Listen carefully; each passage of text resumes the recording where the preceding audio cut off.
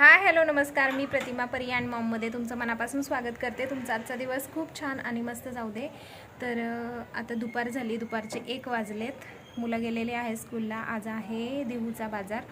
तर परवा पालखी गेली, कालचा दिवस मध्ये गेला. आज सगळा पूर्ण पाऊस उघडला आहे. दाखवते मी तुम्हाला. हे बघा, ऊन पण पडलं होतं सकाळपासून आणि वातावरण पण खूप छान आहे. संध्याकाळच्या वेळेला म्हटलं परत पाऊस येण्या अगोदर आपलं भाजीपाला घेऊन यावा. तर आता चालले मी भाजीला आणायला. चला दाखवते तुम्हाला देहूमध्ये. देहू आता सगळं काय म्हणतात, सगळी माणसं वगैरे गेली असते आणि पालखीची आता जास्त गर्दी काय नसणार आहे. चलो येतो पटकन भाजीपाला घेऊन.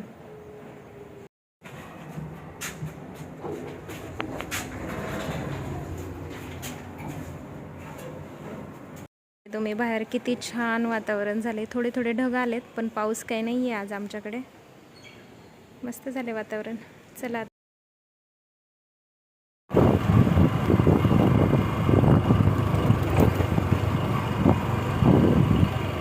चौक सुना सुना रिकामा रिकामा पडलाय.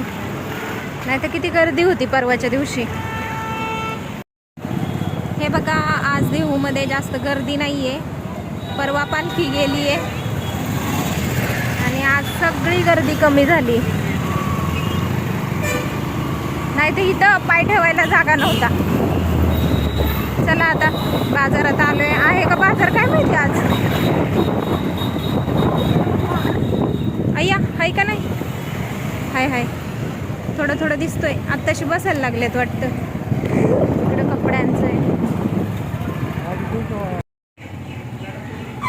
चला आता माझा भाजीपाला घेऊन झालाय आणि आता मी देहूचा राजा गणपती बाप्पाच्या मंदिरापाशी आहे. चलो आता घरी जाते. परीला आणायला जायचंय परत स्कूलमध्ये. गणपती बाप्पाचं दर्शन देते तुम्हाला मी.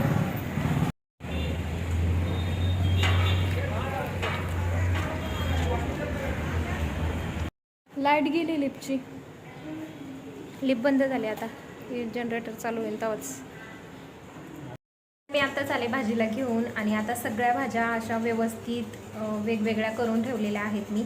चला दाखवते मी तुम्हाला.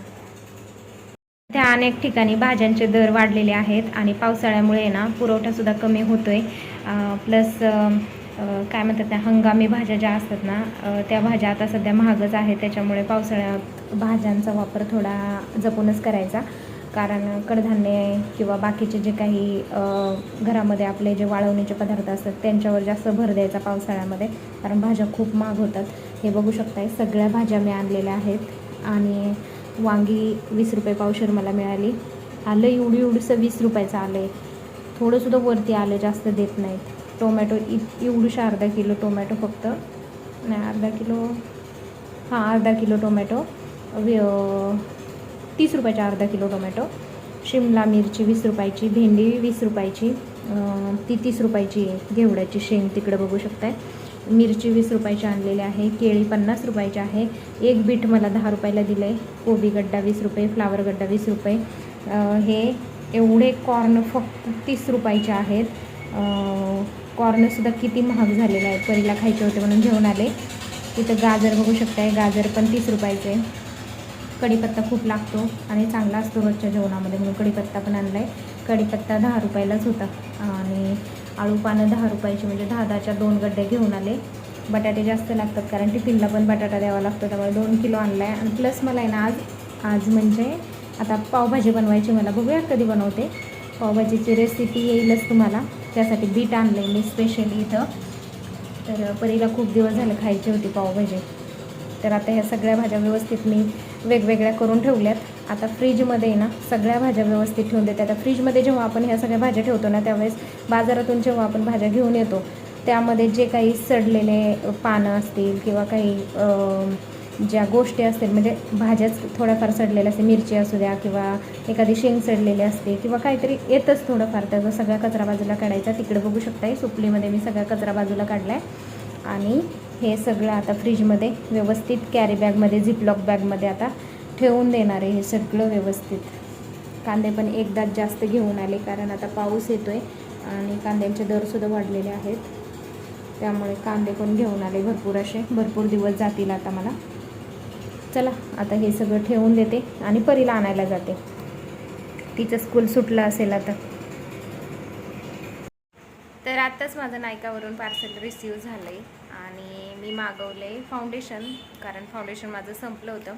जवळजवळ मी 3 वर्ष झालं फाउंडेशन घेतलेलं. मग आता म्हटलं घ्यायची वेळ आलेली आहे आणि संपली पण होती माझी बॉटल, त्यामुळे मग म्हटलं की घ्यावं. तर मी तुम्हाला ओपन करून दाखवते. आत्ताच आलं आहे जस्ट. चला बघूया कसं आलं आहे, काय आलं आहे. खूप दिवसापासून मला फाउंडेशन पाहिजे होतं. 3 वर्ष झालं मी फाउंडेशन घेतलेलं. तर मी 3 वर्षापूर्वी NYBचं फाउंडेशन घेतलं होतं, दाखवते मी तुम्हाला. तर माझ्याकडे ही बॉटल आहे NYBची. तर ही खूप सुंदर आहे. ही 3 वर्ष वापरली मी. ही 3 in 1 आहे. ह्याच्यामध्ये ना प्रायमर, फाउंडेशन आणि सिरम आहे, त्याच्यामुळे एक्स्ट्राचं सिरम किंवा प्रायमर लावण्याची गरज पडत नव्हती. तर खूप सुंदर आहे. हे ऑल स्किन टाईप आहे, त्यामुळे कुणीही वापरू शकतं. आणि आता सध्या मी जे नायकावरून मागवले, तर कालच माझं पार्सल रिसीव झालं. तर हे स्विस ब्युटीचं फाउंडेशन आहे. तर मी मागवले. रात्री मी व्हिडिओ केला होता, पण त्याच्यामध्ये फाउंडेशन बोलण्याऐवजी मी सनस्क्रीनच बोललेली आहे पूर्ण व्हिडिओमध्ये, म्हणून मी अपलोड केलेला व्हिडिओ परत डिलीट केला. आता पुन्हा तो अपलोड होईल थोड्या वेळाने. तर हे स्विस ब्युटीचं फाउंडेशन आहे. ह्याचा शेड आहे 04. ह्यात उलटं दिसत असेल तुम्हाला. याचा शेड 04 आहे आणि नॅचरल न्यूड आहे. तुम्ही बघू शकता इथं नॅचरल न्यूड आहे.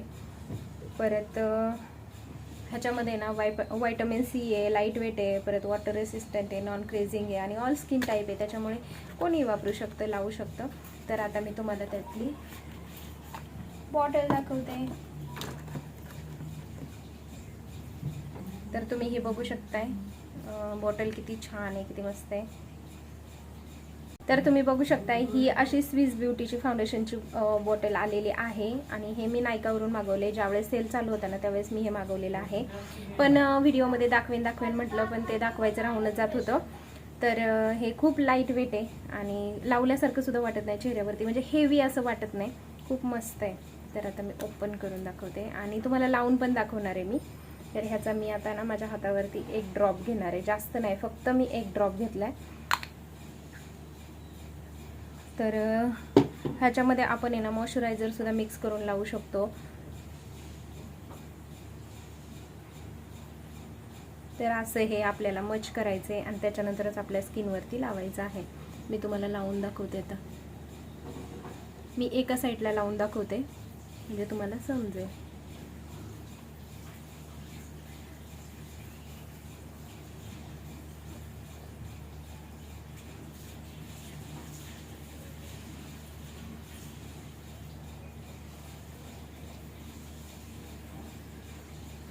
तर आता मी हा स्पंज घेतला, हा वेट करून घेतलेला आहे आणि आता ह्या स्पंजनेस मी आता हे फाउंडेशन माझ्या एका साईडच्या बाजूला लावून घेणार आहे चेहऱ्यावरती. तर तुम्ही बघू शकताय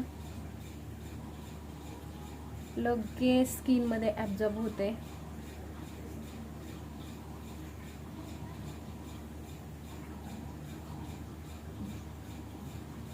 खूप सुंदर आहे. ह्याचा स्मेल तर एवढा भारी येतोय ना फाउंडेशनचा, खरंच खूप भारी आहे, मस्त स्मेल येतोय.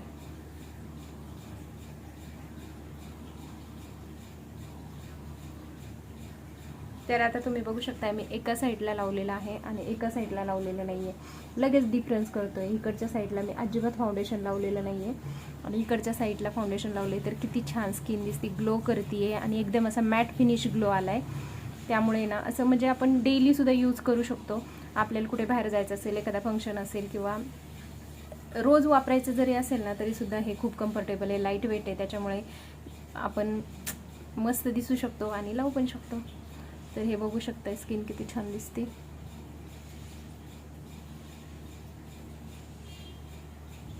तर तुम्हाला हे फाउंडेशन हवं असेल ना तर लिंक म्हणून टाईप करा, मी लिंक पाठवून देईल किंवा कमेंट बॉक्समध्ये पिन करेल. आणि खरंच खूप भारी आहे. मी तर ह्याच्या प्रेमात पडले कारण ह्याचा स्मेल एवढा भारी येतोय ना, म्हणजे असं वेगळाच आहे, इतका छान येतोय ना, मस्त आहे. खरंच मी ह्याच्या प्रेमात पडले, मला खूप आवडलं हे. तर परीला आमच्या खायच्यात स्वीट कॉर्न, पण त्याच्यामध्ये तिला असं चटपटीत कॉर्न पाहिजे, त्यासाठी मग मी आता बनवणार आहे. तर इथं मी कॉर्न घेतले, तुम्ही बघू शकताय, म्हणजे मक्याची कणसं घेतल्यात स्वीट कॉर्न नाही आहे.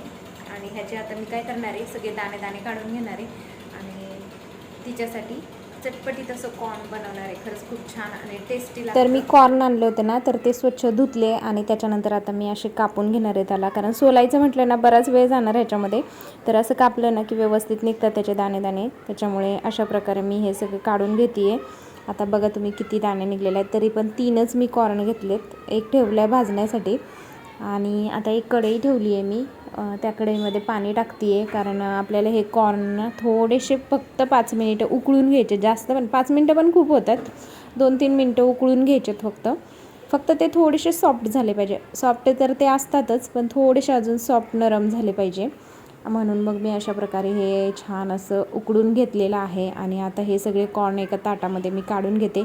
आणि तुम्हाला असे काढून नसेल घ्यायचं, तुम्ही चाळणीने गाळूनसुद्धा घेऊ शकता. तर कॉर्न छान उकडले. त्याच्यामध्ये आता मी टाकते आहे आमचूर पावडर, त्याच्यानंतर टाकते चाट मसाला, त्याच्यानंतर मी टाकणार आहे जी माझ्याकडे मिरीपूड आहे ना ती थोडीशी घातली आहे, थोडीशी धनेपूड घातली, मीठ घातलेलं आहे, थोडं लिंबू पिळते. आणि घरचा जो मसाला आहे ना माझा तो खूप टेस्टी आहे, त्याच्यामुळे ना तो सुद्धा थोडासा वापरला आहे. थोडा गरम मसाला पण मी टाकला आहे. आणि हे असे चटपटीत कॉर्न तयार केलेत. परीला आमच्या खूप आवडतात आणि खरंच खूप भारी आणि टेस्टी लागतात. एकदा करून बघा नक्की. परी कसं झालं होतं ग कॉर्न, मसाला कॉर्न? चटपटीत होतं. छान लागलं ना? लई दिवसातून आपण बनवले कॉर्न का नाही? परीचा रिव्ह्यू घ्यायचाच राहिला होता, त्याच्यामुळे आता घेतला परीचा रिव्ह्यू.